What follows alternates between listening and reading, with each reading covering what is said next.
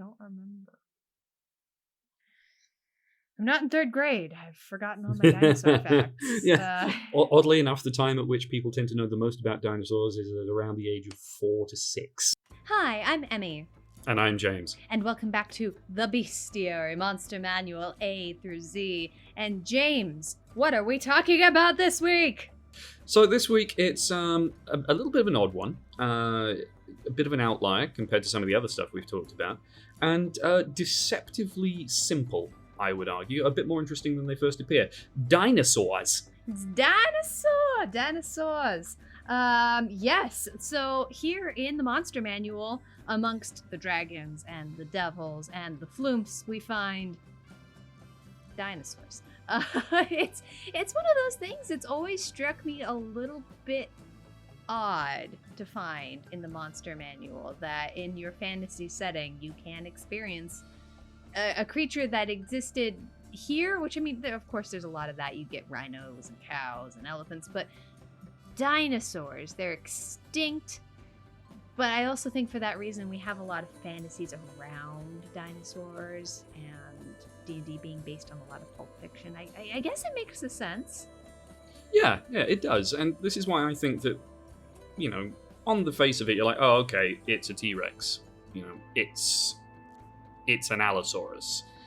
Because, they are separated from that kind of fantasy. I mean, they literally come between devils and displacer beasts.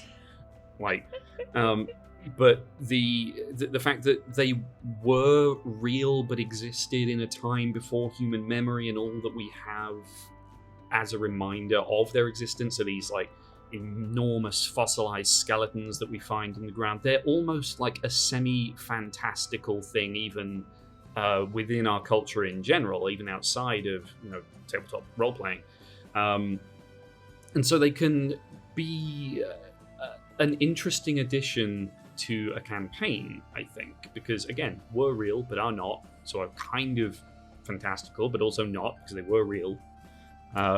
Yeah, they lead a real sense of mystery that I think all of us really feel about dinosaurs, because it's one of those things where, I mean, even in my lifetime, our understanding of what dinosaurs look like has evolved and changed as we discover more things.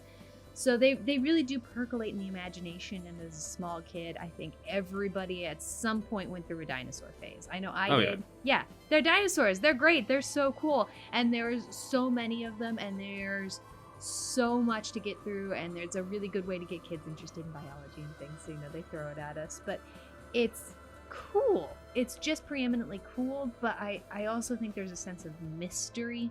I don't think that, of some campaign settings, of course, being the exception, Eberron and things like that, for the most part, dinosaurs are not a part of an everyday setting or an everyday life. So if you encounter a dinosaur, it's weird. Yeah, I mean, as you say, with the exceptions of established settings like Eberron, they do show up in the jungles of Chult for Tomb of Annihilation. You don't expect to see a plesiosaur swimming in the waters off Waterdeep.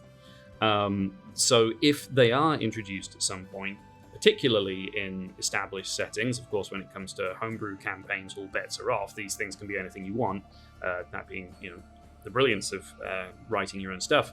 It introduces a lot of very strange questions, like, what is this thing doing here? What does it want? Who put it here? Where did it come from? I also think it implies a certain level of isolation. That you're, yes. Like you were saying, you're not going to see one swimming around Waterdeep or out walking around outside of Neverwinter. They would almost instinctually exist in some place that's isolated, somewhere that's far away from civilization, because these are wild, ancient beasts. Here in the book, they are described as one of the most ancient creatures that you're going to exist. They imply that you're far away from civilization, but they also imply cataclysm, something that's separated them. And big changes in a world, I think, are really a staple of a D&D universe, that something big has happened in the past, much like we've had here on our own planet, but it implies that something happened that pushed them away, that is keeping them from just roaming the entire planet. Yeah, still ancient, the distinction being that they are not extinct, just rare. Again, assuming we're talking about established settings. And I think actually that sort of sense of mystery and adventure that you make the point of it being evocative of like Pulp Fiction. I think that's quite well reflected in the art that you get here. Yes, there's not a lot. Especially, no, there's not a lot, and I think that's arguably down to the fact that we're squeezing 6 creature stat blocks into 2 pages. Doesn't leave a lot of room in the first place, and also I think there's probably a justifiable line of thinking that like we don't need to show people what dinosaurs are or what they look like. They know what dinosaurs look like. But I love on the first page of the dinosaur entry just the fact that you've got like these 2 big carnivorous looking things, T-Rexes or Allosaurus. Allosauri. Like just kind of screaming at nothingness apparently, and then there's a Stegosaurus wandering along next to them, even though the Stegosaurus does not appear in the monster manual and is only actually given stats in Volo's guide. This bothers me so much. The Stegosaurus is awesome. No one can argue this with me. They're dumber than so many animals, but so big with giant spikes, and they're not even in this book, but we're teased with the art. I have a problem with this, okay? And then you've got the Pteranodons flying by in the background. I almost feel that like the bit of art that is missing here is Raquel Welch in 1 million years BC. Just standing there in the fur bikini. It is flying in the face of all time. On the next page there, like you've got the Plesiosaurus, and it's a bit less dramatic. It's going after its fishy prey, but it's still that kind of long-necked, mouthful of teeth. This isn't sort of an attempt to be like, here is the gentle herd of brontosauruses. It's like, no, this is what dinosaurs are. It really leads into the feeling that if you were to walk upon a dinosaur, it would almost certainly try to fight you almost immediately by nature of the fact that it's a dinosaur. It's a big lizard, and even the herbaceous ones in here are probably going to see you as a threat. So no matter what, this is just not something that's probably going to walk up to you and let's scratch its ears. And most of them are carnivorous, most of them are territorial. So if you come across it, it's almost certainly going to be frightening, if you only just because of its size. But yeah, in terms of interacting with them, I think one thing that is good in terms of the design is because ultimately they're all going to be reasonably similar. They're all large lizards of little intelligence and great strength, but they are all given something unique. The Allosaurus has its pounce ability, the Anklyosaurus has its tail attack, the Plesiosaurus, obviously being aquatic, can hold its breath for an hour. The Triceratops has its trampling charge, Pteranodons have the flyby ability, and a T-Rex is, well, it's a T-Rex. It's terrifying. Yeah, that's our worst one. That's our challenge rating 8. It's the biggest and the scariest with the biggest stats. It is huge. We have a couple of huge ones. We have the Triceratops and the Anklyosaurus are huge, but they're also plant eaters, so they aren't horribly scary. But the Tyrannosaurus is big and obnoxious and a challenge rating 8. So no matter what, you do really get the sense of if you come across this thing, it's just horrifying purely by nature of the fact that it is an apex predator.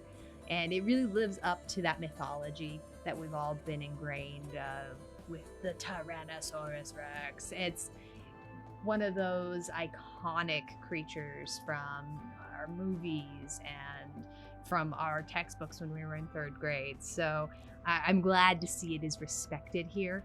You talk about this one, and it's one of my favorite things is the Allosaurus has pounce. Now, I know that would obviously, because it's large, be very scary, but I can't imagine it other than like doing the cat thing where it wiggles its tail and then goes, bah! And I can't help but think that that's just a funny name to give it.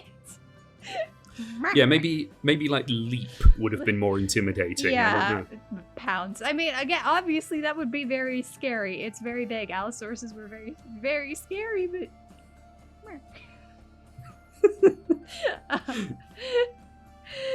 And then, everything else is there to charge you. Pteranodons are. Might have to pause for a second. We've got the fire department going by outside. We're filming in Los Angeles, in case you did not know.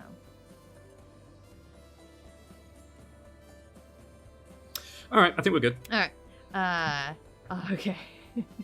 Right. Pteranodons. Pteranodons, I think, are probably the most unique one we have in here, just simply because they're our only small mob dinosaur.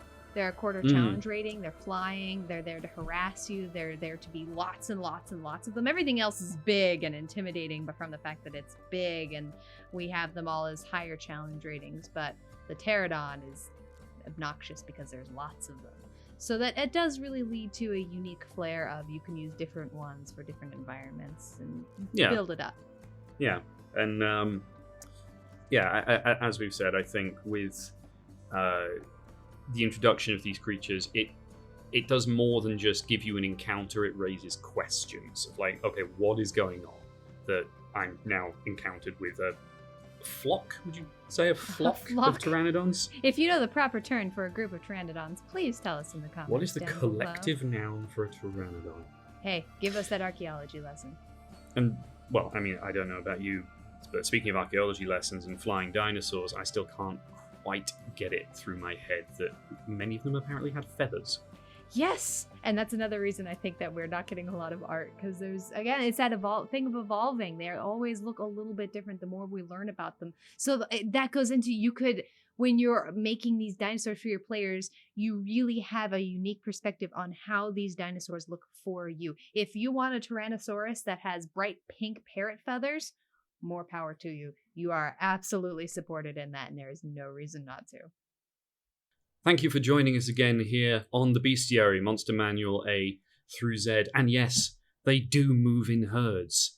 To subscribe, to be notified of when we release new content, to hit that bell so that you get notified whenever we upload something new, and to that comments section where you can tell us what your favourite dinosaur was when you were a kid, or hell, what your favourite dinosaur is now. I'm not your dad. You should embrace your love of things that you might not have, thought about for a while. What's your favourite dinosaur now? It's the Stegosaurus! And you can, of course, find some more of our content here. See you next week when we talk about the Displacer Beast.